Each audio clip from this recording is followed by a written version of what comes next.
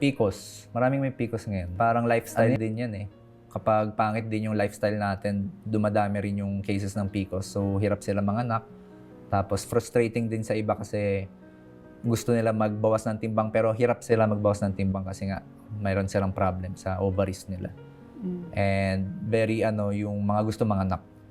Hirap sila magkaroon ng anak kasi nga hindi makapag-itlog ng mahusay. Bakit nga most women in this generation nagkakapikos? Ganun pa rin, babalik tayo dun sa kanina na lifestyle. So anong lifestyle ang dapat gawin para hindi magkapikos? Iwasan natin yung mga sobrang sweet na pagkain sa mga dessert. Pwede tayo mag-fruits na lang, apple, damihan natin yung fiber, pinya, i-substitute natin yung mga ganong sweets. Tapos, syempre, iwasan natin nga yung mga processed food, magkaroon tayo ng regular physical activity.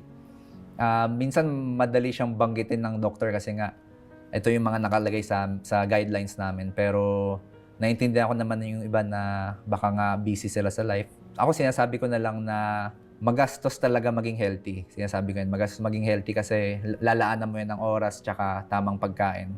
Pero yung gastos mo today, mas makakamura ka naman kung gagastos ka pa sa future pag nagkasakit ka na.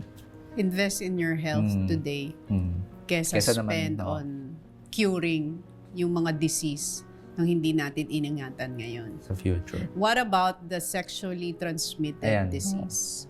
Alam mo ba, Miss Tony, yung cases natin today ng HIV is talagang nag-i-increase kumpara sa mga previous years. So, exponential siya ngayon. Pag ganun talaga.